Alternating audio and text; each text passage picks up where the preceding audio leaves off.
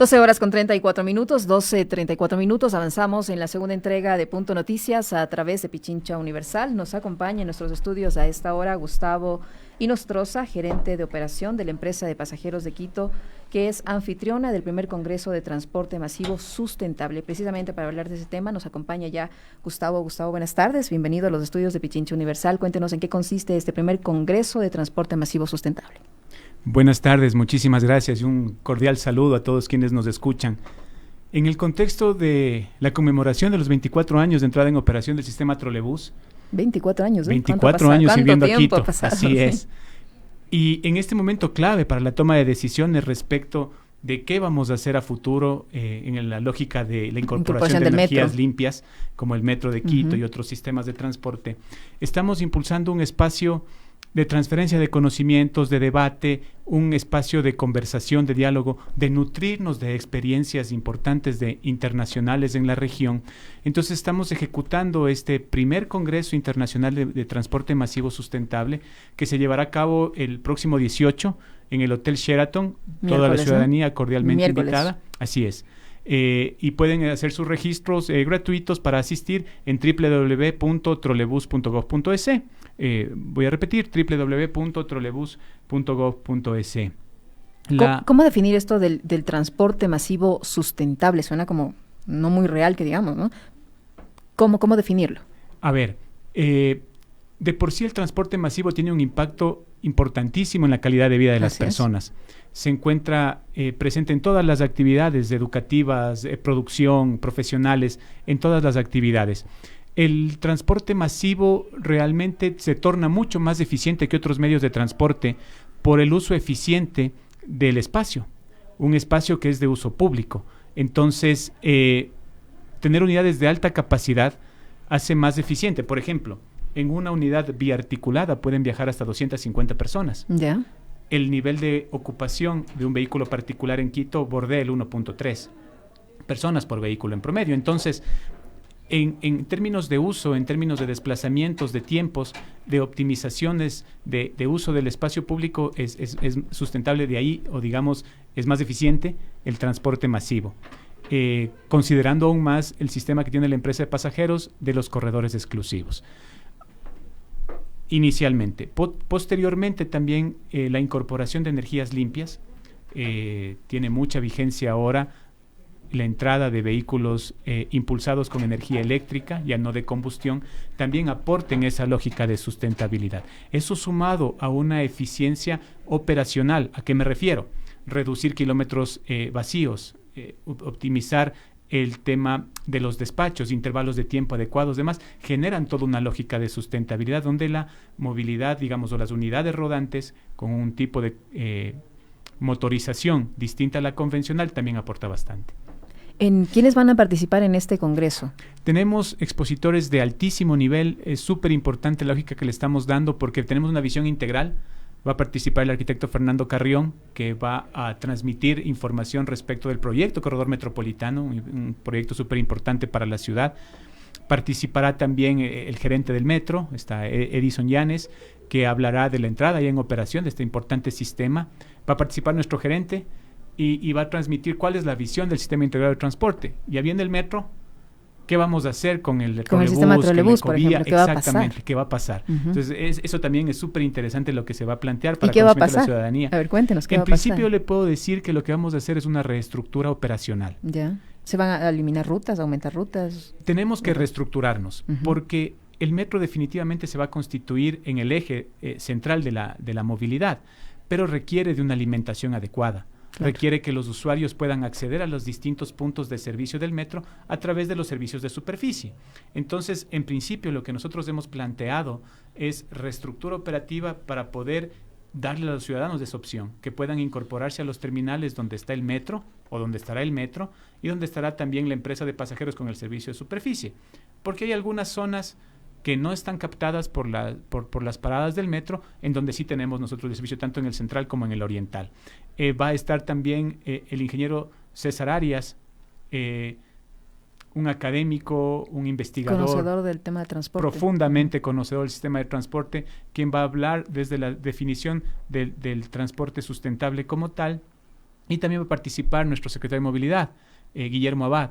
Él va a referirse a toda la cultura del transporte. Viene un actor importante, tenemos muchos temas interesantes en la movilidad y es hora también de que los ciudadanos aportemos con esa cultura del transporte público. Usted mencionó hace un momento que se va a reestructurar el tema del servicio de transporte de trolebús para que se pueda usar conjuntamente con el Metro de Quito. En ese sentido, ¿se han pensado en adquirir nuevas unidades, en restaurar las que tienen? Porque tomando en cuenta que tienen 24 años, ya no deben estar en buenas condiciones. Sí, la intención es complementarnos con el Metro, que haya un servicio que la ciudadanía finalmente, independientemente de donde lo tome, pueda llegar a su destino de manera eficiente, o independientemente de quién lo sirva.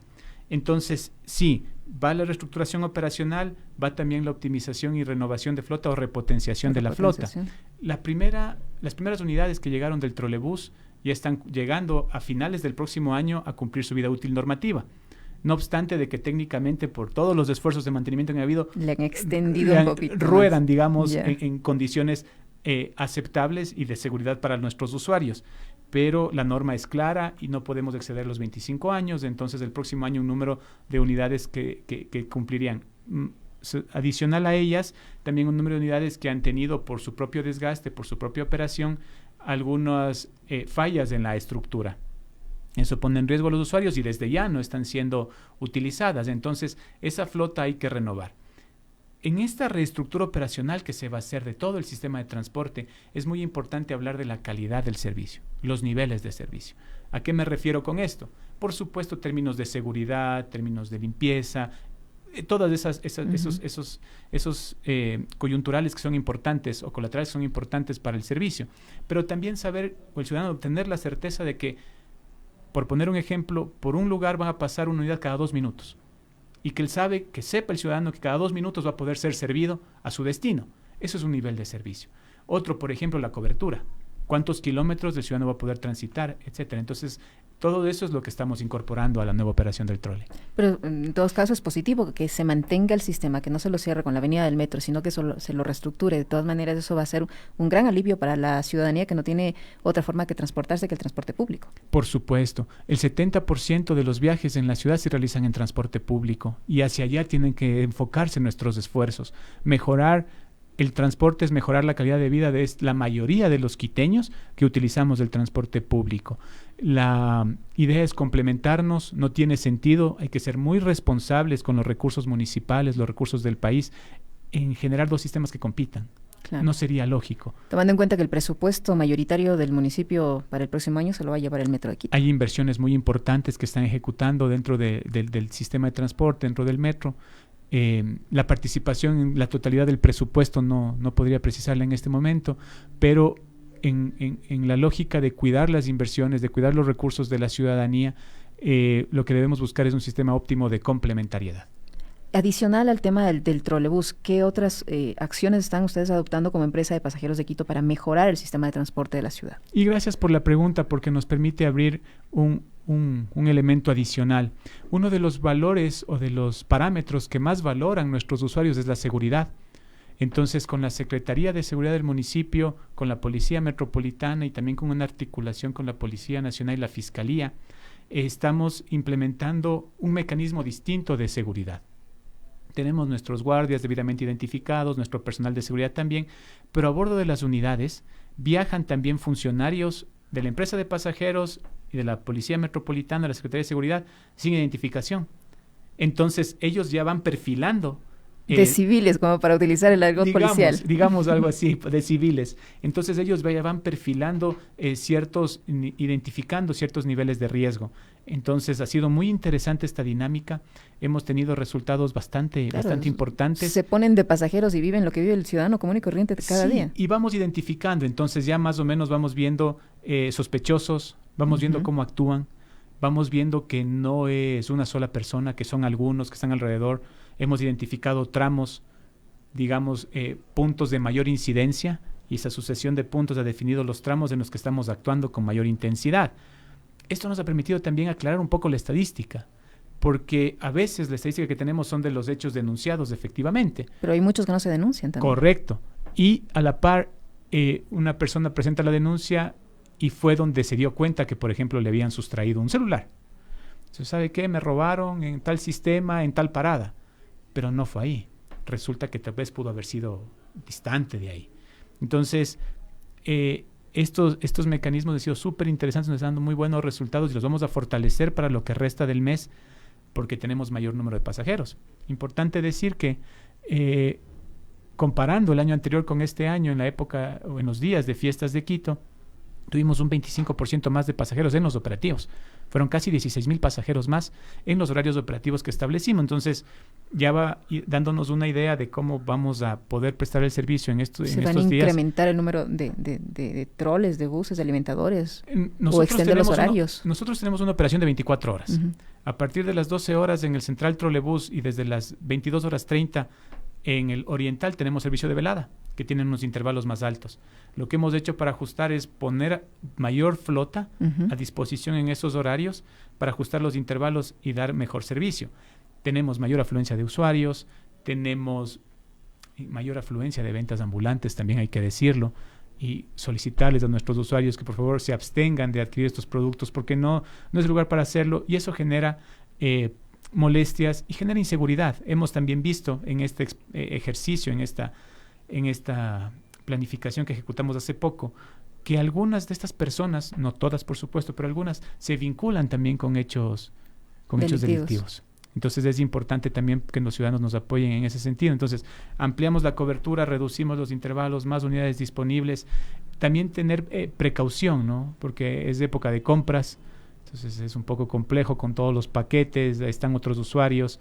Pedir el respeto para nuestros adultos mayores o personas de grupos vulnerables que tienen derecho a un asiento preferencial y acceder por la primera puerta libremente.